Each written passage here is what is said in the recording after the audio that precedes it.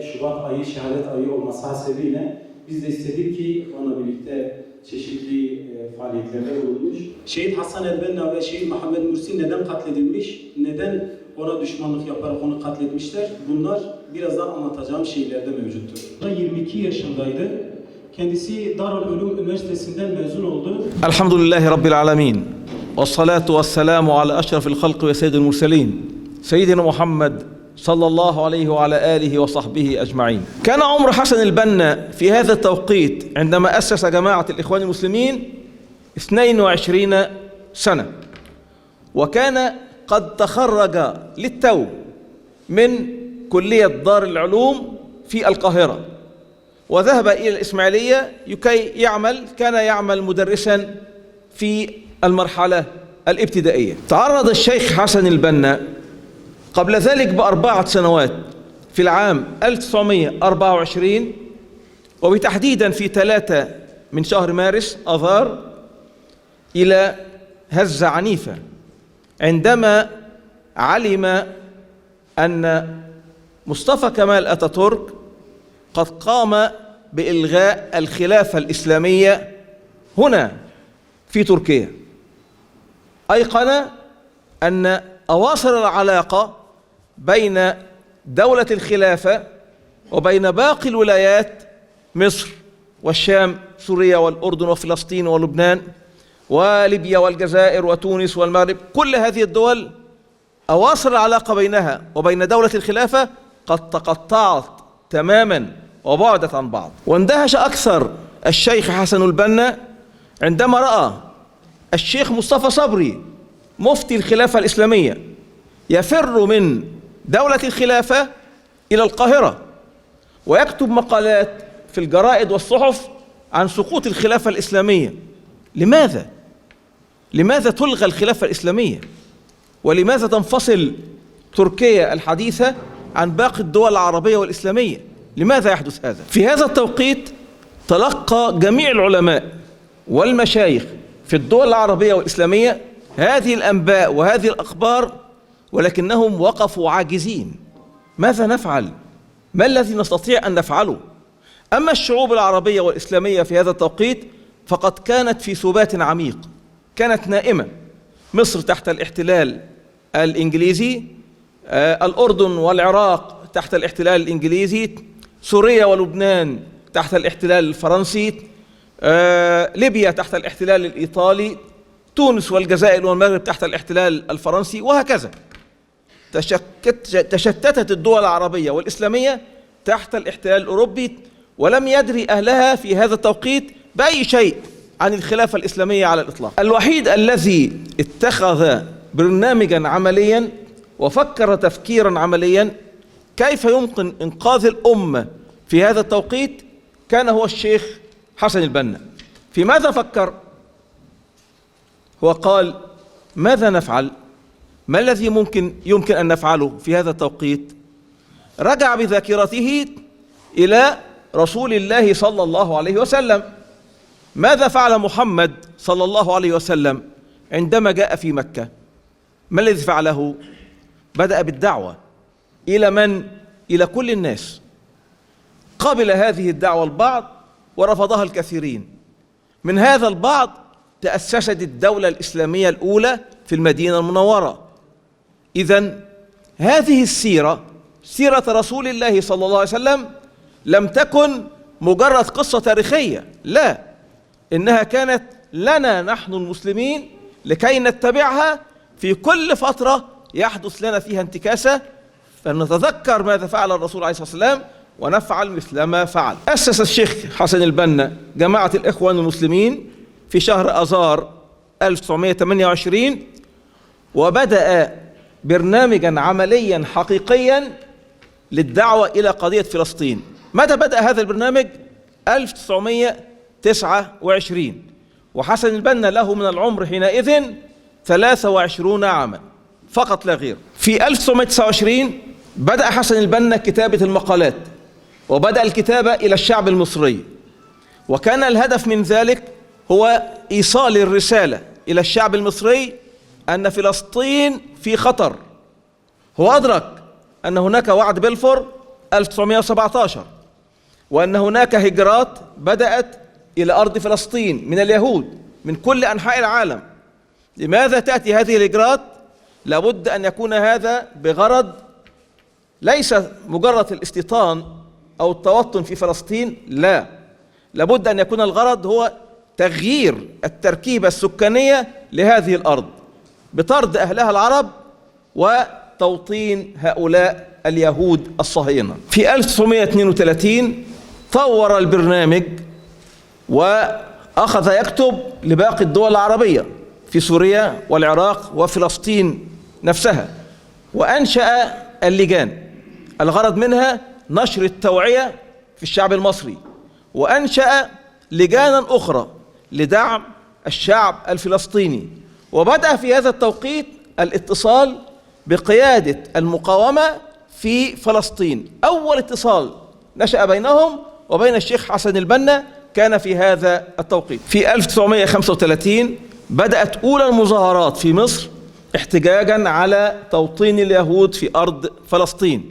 في 1936 بدأ الاتصال بالشيخ عز الدين القسام في فلسطين، وهكذا بدأت الحركة في مصر تأخذ مسار آخر لدعم الإخوة في فلسطين في مواجهة هؤلاء اليهود المحتلين. في 1942 ترشح الشيخ حسن البنا في مجلس النواب في مدينة الإسماعيلية، ولكن رئيس وزراء مصر في هذا التوقيت مصطفى النحاس طلبه استدعاه وقال له: يا شيخ حسن، أنت تمثل لنا إحراج شديد مع الإنجليز، فأرجو أن تتنازل عن هذا الترشيح. الشيخ حسن البنا بفكره فكر: أنا لو دخلت مجلس النواب بمفردي ماذا أستطيع أن أصنع؟ طيب لو تنازلت عن الترشيح ماذا أستطيع أن أخذ؟ فطلب رئيس وزراء مصر، قال له: إذن اسمح لي بالدعوة العلنية وأن أفتح الشعب في كل أنحاء مصر. قال له: لك ذلك، فقط نطلب منك ألا تترشح في مجلس النواب. وهكذا بدأ انتشار دعوة الإخوان المسلمين في جميع أنحاء مصر كلها، شمالها وجنوبها وشرقها وغربها. في 1947 قدم الشيخ حسن البنا إلى جامعة الدول العربية مشروعين: مشروع سياسي ومشروع عسكري.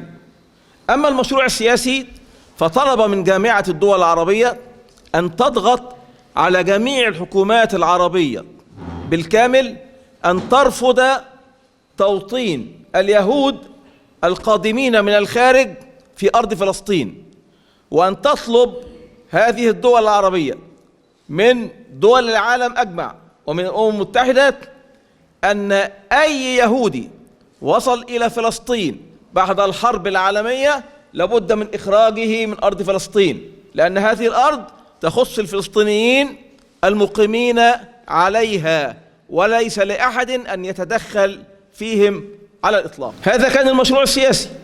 أما المشروع العسكري فقد طالب جميع الحكومات العربية والإسلامية أن تغض الطرف عن فرق المقاومة التي تخرج من هذه الدول لتذهب إلى فلسطين لكي تجاهد وتدعم أهل فلسطين في مواجهتهم مع اليهود.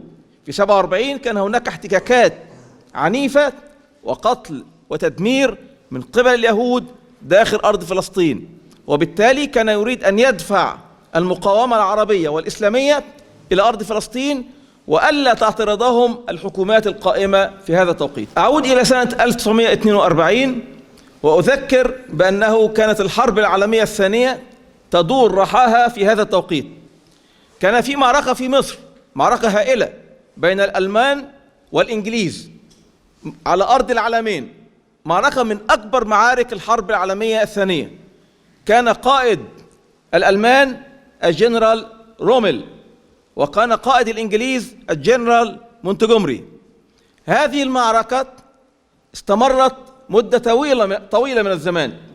قدم رومل من تونس وقطع ليبيا كلها ودخل إلى مصر وهزم الجنرال ويفل الإنجليزي وجنرال أوكنيل الإنجليزي، ثم تواجه في العلمين مع الجنرال مونتجومري.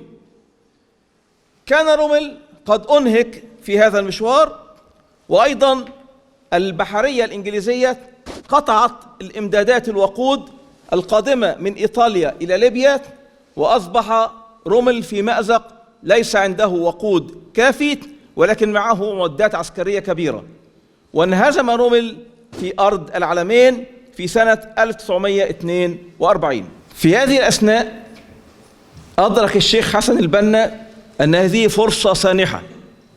مجرد أن انسحب الجيش الإنجليزي من أرض المعركة في العلمين، العلمين تبعد عن الإسكندرية 100 كيلو تمام على ساحل البحر المتوسط.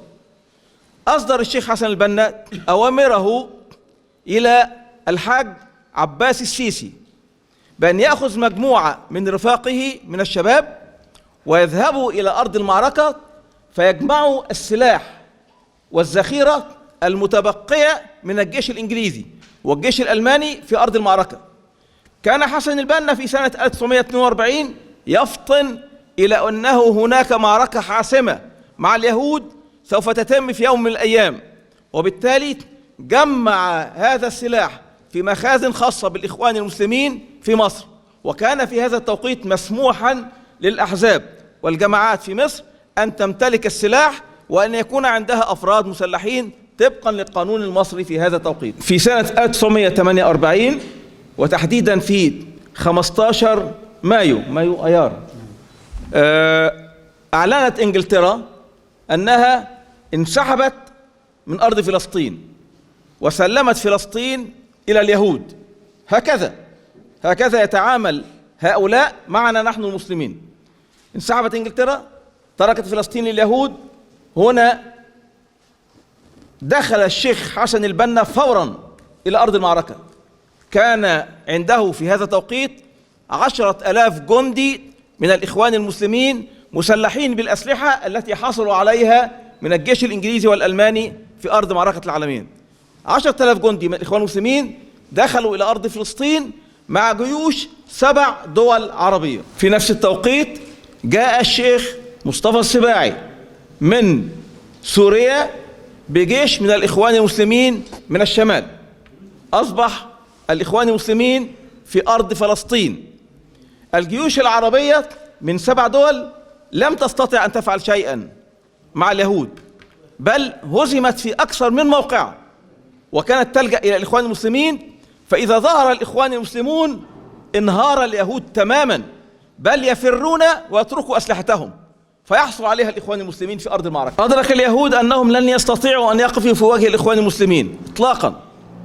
ماذا يفعلون؟ إنهم يفرون أمامهم من كل موقع، يهزمون أمام الإخوان المسلمين، حتى إن الإخوان المسلمين الشهداء في هذه المواقع كانت جميع جثثهم مضروبة بالرصاص في الصدر، ولا يوجد أي واحد منهم مضروب في الخلف من ظهره على الإطلاق. اليهود خافوا تماما، أدركوا أن المشروع الحلم الصهيوني سينتهي على يد الإخوان المسلمين. رجعوا إلى إنجلترا وإلى أمريكا وإلى الدول الغربية التي تدخلت وفرضت الهدنة على الجميع في هذا التوقيت، وأوقف إطلاق النار. في وقت الهدنة تدفقت أسلحة هائلة على اليهود في فلسطين من كل العالم الغربي، وفتحت إنجلترا مخازن أسلحتها في فلسطين إلى هؤلاء اليهود، وتسلح اليهود تسليحا ثقيلا شديدا في هذا التوقيت. لكن الإخوان المسلمين لم يهزهم هذا على الإطلاق، ولكن الذي حدث شيء عجيب وغريب، أن اليهود بدأوا المعركة قبل أن تنتهي الهدنة، وفوجئنا أن يصدر قرار في مصر من الحكومة المصرية بسحب قوات الإخوان المسلمين من المعركة، وعلى أن تسلم جميع الأسلحة في منطقة العريش إلى الجيش المصري. وبالتالي أكبر قوة ضاربة على أرض فلسطين تم سحبها من أرض المعركة، وتم تسليم الأسلحة إلى الجيش المصري، أصبح رجال الإخوان المسلمين ليس معهم أي سلاح. بعد أن سلم الإخوان المسلمين أسلحتهم إلى الجيش المصري، صدر قرار في اليوم التالي باعتقال جميع جنود الإخوان المسلمين الموجودين في العريش، وهكذا دخلوا سجون العريش. في أرض فلسطين اليهود تسلحوا سلاح قوي جدا، استطاعوا بعد أن سحبت مصر قوات الإخوان المسلمين استطاعوا أن يهزموا هؤلاء اليهود جيوش 7 دول عربية مجتمعة، وانسحبت الجيوش العربية من أرض فلسطين وتركوها في هذا التوقيت لليهود. رغم أن الإخوان المسلمين دخلوا السجون في العريش في مصر، إلا أن العالم الغربي أمريكا وإنجلترا وفرنسا أدركوا خطورة الإخوان المسلمين في أرض المعركة، وأدركوا خطورة هذا الرجل حسن البنا، وبالتالي اجتمع سفراء أمريكا وإنجلترا وفرنسا في مدينة فايد بجوار الإسماعيلية في مصر، وأخذوا قرارا سريا بالتخلص من الشيخ حسن البنا، أي قتله والتخلص منه نهائيا. وبالتالي أوعظوا إلى الملك فاروق آخر ملوك أسرة محمد علي في مصر بقتل الشيخ حسن البنا، وتم اغتياله في أكبر شوارع القاهرة، شارع رمسيس في القاهرة، يوم 12 فبراير 1949. بعد ذلك تم تقديم الإخوان المسلمين إلى محاكمات عسكرية في مصر، وجاء قائد القوات المصرية قائد الجيش النظامي المصري وشهد في المحكمة أن هؤلاء جنود الإخوان المسلمين هم الذين أنقذوا الجيش المصري وجيوش الدول العربية داخل أرض فلسطين، وأن أداءهم كان رائعا في أرض المعركة، وأنه لم يرى مثل هؤلاء الجنود طيلة حياته، وأن هؤلاء الجنود كانوا كفيلين بالقضاء على اليهود الصهاينة في أرض فلسطين لولا أن الحكومة المصرية سحبتهم من أرض المعركة. هذه شهادة قائد الجيش المصري في أرض فلسطين. بعد ذلك جاء جمال عبد الناصر إلى حكم مصر. أول شيء فعله جمال عبد الناصر أنه قبل خطة جاءت إليه من المخابرات المركزية الأمريكية، وقام في سنة 1954 بالقبض على جميع الإخوان المسلمين في مصر بتعليمات من أمريكا، وأودعهم السجون. التعذيب تم بأدوات لم تعرفها مصر من قبل. هذه الأدوات تم استيرادها خصيصا من ألمانيا الغربية، وكان هناك خبراء ألمان يشرفون على تعذيب الإخوان المسلمين في مصر. ثم أعدم القادة الدكتور عبد القادر عودة والشيخ محمد غلبالي والشيخ يوسف طلعت وهنداوي دوير ومحمود عبد اللطيف، أعدم كل هؤلاء وألقى بالإخوان المسلمين في السجون في عام 1954. كان من بين المحبوسين في السجن رجل اسمه سيد قطب.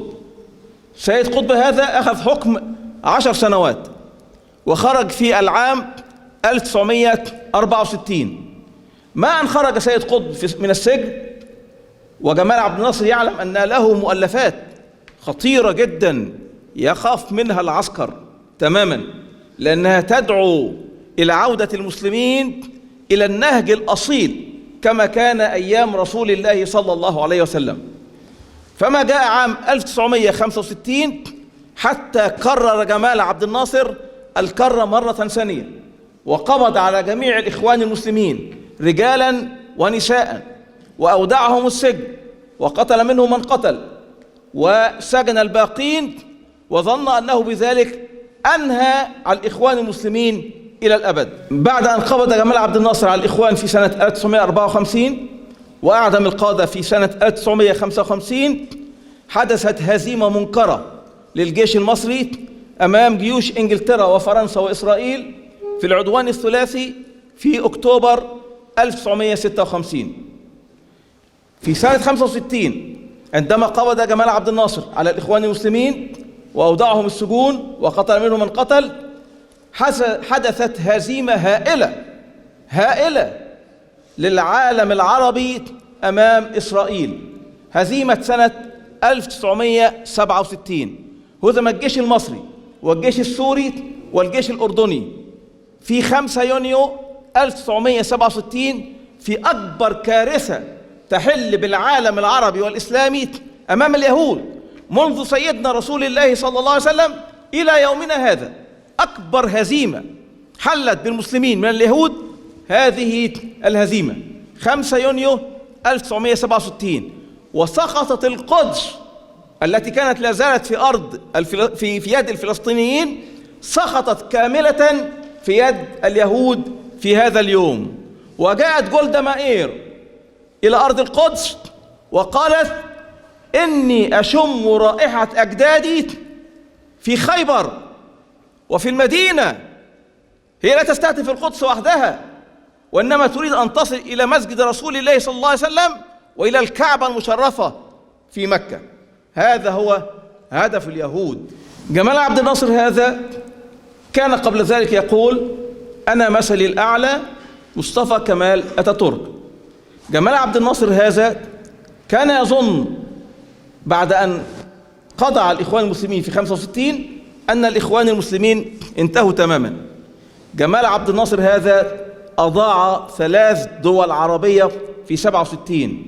مصر فقدت سيناء بالكامل، أخذها اليهود، وسوريا فقدت الجولان بالكامل، أخذها اليهود، والأردن فقد كل الضفة الغربية، أخذها اليهود. وتركنا نحن أهل فلسطين إلى اليهود يفعلوا بهم ما شاءوا. ودخل اليهود غزة واستولوا على غزة واستولوا على كل الأرض الفلسطينية. هكذا فعل جمال عبد الناصر بقضية المسلمين الأولى، قضية فلسطين. مات جمال عبد الناصر سنة 1970، وجاء أنور السادات يخلف جمال عبد الناصر، واضطر أنور السادات إلى أن يتعامل مع الإخوان المسلمين، بل وأن يخرجهم من السجن، نظرا لأنه خاف من الشيوعيين والعلمانيين والليبراليين في مصر أنهم ربما يستولوا على الحكم منه، فأراد أن يقف أمامهم، لكنه لم يجد شيء يقف أمامهم. أدرك أن الإخوان المسلمين هم أفضل ناس يواجهوا هؤلاء الشيوعيين، وهكذا خرج الإخوان المسلمون من السجن بفضل الله عز وجل وحده. وعندما جاء 1974 لم يكن هناك أحد من الإخوان المسلمين داخل السجن، لكن أنور السادات كان حريصا أن يبعد الإخوان المسلمين عن السلطة وعن الحكم تماما.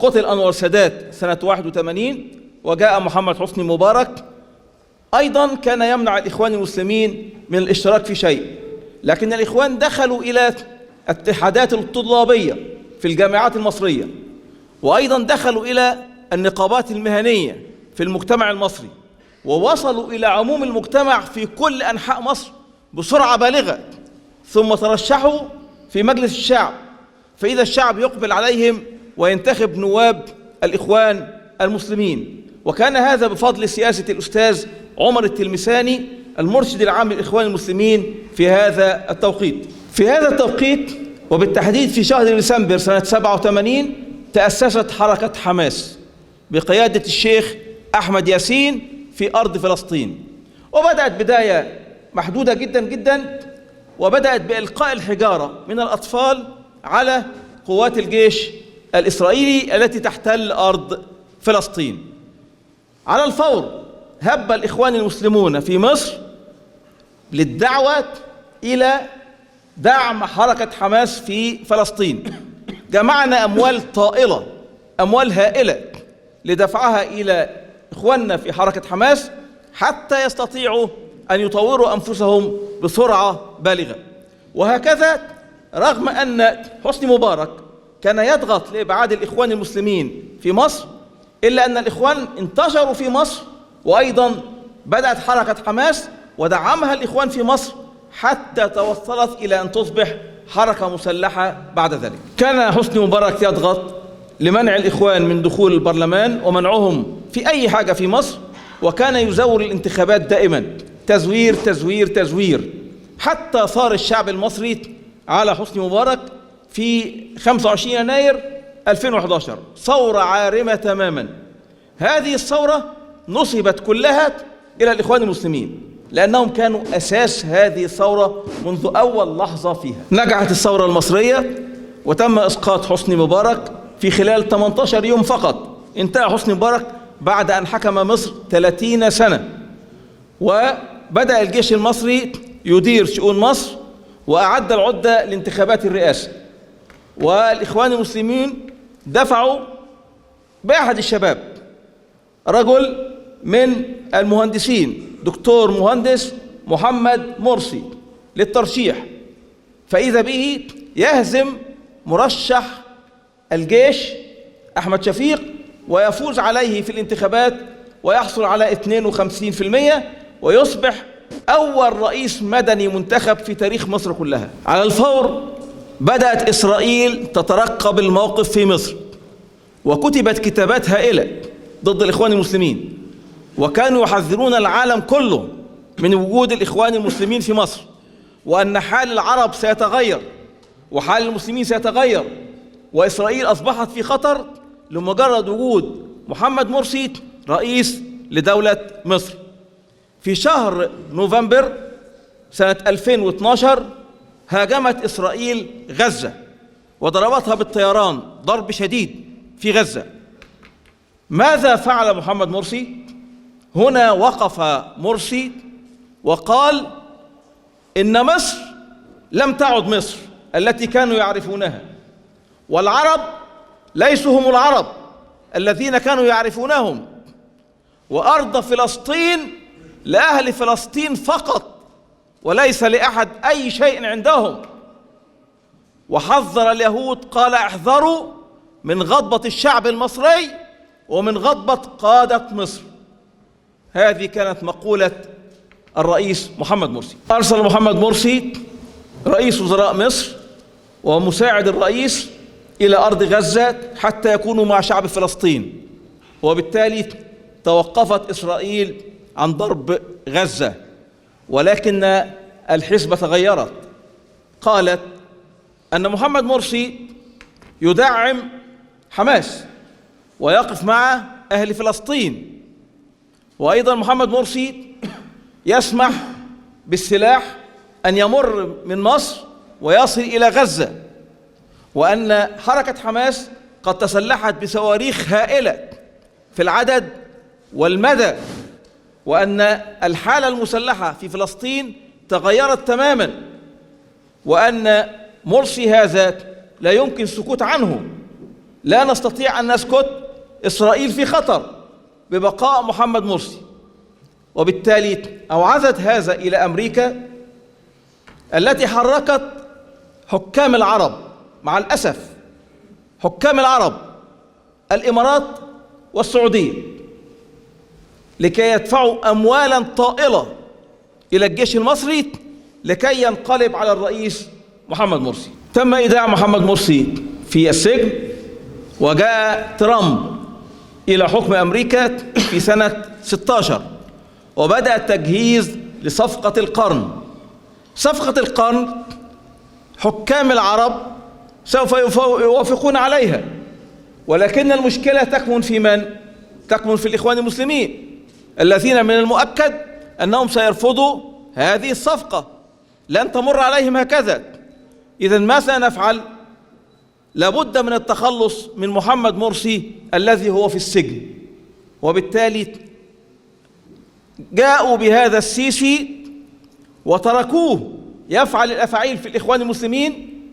تم القبض على أعداد هائلة من الإخوان المسلمين ووضعوا في السجن، لا زال منهم حتى الآن 60,000 داخل السجن المصري. وتم قتل الدكتور محمد مرسي وهو في المحكمة، سقط سقطة واحدة في 17 يونيو 2019. عندما أعلن ترامب ونتنياهو عن صفقة القرن منذ أيام قليلة، كنا نفكر ماذا يستطيع الإخوان المسلمون الآن والقادة جميعهم في السجن والآخرون مفرقون في كل أنحاء الدنيا. فإذا بنا نجد تركيا دولة الخلافة العثمانية، تركيا هي التي تقود العالم الإسلامي الآن لكي تضرب صفقة القرن أو جريمة القرن، وتقول لا لترامب ولا لنتنياهو.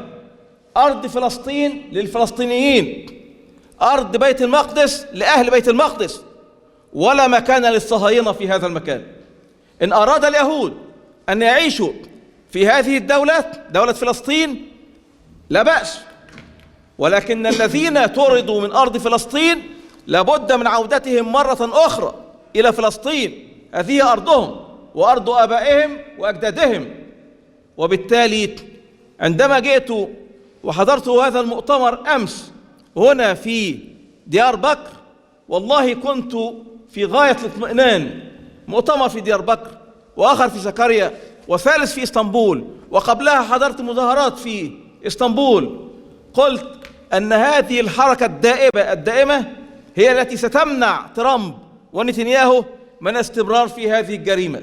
وبالتالي نتوقع تماما لصفقة القرن هذه أن تنتهي وتموت بفضل الله سبحانه وتعالى، ثم بفضل كل جهد لكل مسلم في هذه الدنيا من أجل إعلاء كلمة الإسلام وإسقاط هؤلاء الصهاينة ومن وراءهم مثل أمريكا ودول أوروبا الغربية. هذا هو الحال اليوم، والقضية لم تنتهي بعد. والرئيس رجب طيب أردوغان يسعى جاهدا في الأمم المتحدة، يقول أن العالم أكبر من 5، لا يمكن أن يكون 5 دول لها حق الفيتو في مجلس الأمن. هذا ظلم، هذا ضد العدل. الآن على جميع الدول العربية والإسلامية ودول أفريقيا ودول آسيا أن تقف خلف الرئيس رجب طيب أردوغان حتى يتم إسقاط حق الفيتو في مجلس الأمن، وحتى يعم العدل أو جزء من العدل ربوع العالم. عندئذ نرى أن مستقبل أرض فلسطين سوف تحدده الشعوب، شعوب العالم الإسلامي. إذا تحركت الشعوب في حركة حقيقية وأسقطت الحكام الظلمة الدكتاتوريين الذين يتحكمون فيهم، ستلتحم هذه الشعوب مع بعضها البعض وتحقق قول الله سبحانه وتعالى في سورة الأنبياء: إن هذه أمتكم أمة واحدة وأنا ربكم فاعبدون. وفي سورة المؤمنون: وإن هذه أمتكم أمة واحدة وأنا ربكم فاتقون. إذا حدث هذا والتحمت هذه الشعوب، ثقوا في الله أن إسرائيل هذه سوف تنتهي. وعدنا الله عز وجل في سورة الإسراء: وقضينا إلى بني إسرائيل في الكتاب لتفسدن في الأرض مرتين ولتعلن علوا كبيرا، فإذا جاء وعد أولاهما بعثنا عليكم عبادا لنا أولي بأس شديد فجاسوا خلال الديار وكان وعدا مفعولا ثم رددنا لكم الكرة عليهم لعلها هي هذه المرة وأمددناكم بأموال وبنين وجعلناكم أكثر نفيرا. انظروا، الأموال تتدفق على إسرائيل من كل بقاع العالم، والهجرة تذهب إلى إسرائيل من كل بقاع العالم، وأصبحوا يسيطرون على الإعلام في كل أنحاء العالم. سبحان الله العظيم. وأمددناكم بأموال وبنين وجعلناكم أكثر نفيرا. إن أحسنتم أحسنتم لأنفسكم وإن أسأتم فلها. فإذا جاء وعد الآخرة إيه اللي هيحصل؟ ليسوءوا وجوهكم وليدخلوا المسجد الأقصى، وليدخلوا المسجد كما دخلوه أول مرة وليتبروا ما علوا تدبيرا. سبحان الله العظيم.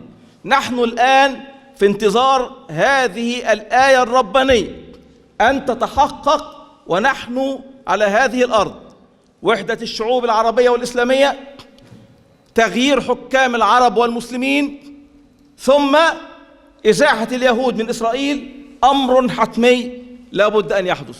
هذا هو مستقبل إسرائيل إلى الفناء وإلى الانتهاء. أدعو الله عز وجل كل الحاضرين أن تروا هذا بأعينكم وأنتم أحياء في هذه الدنيا.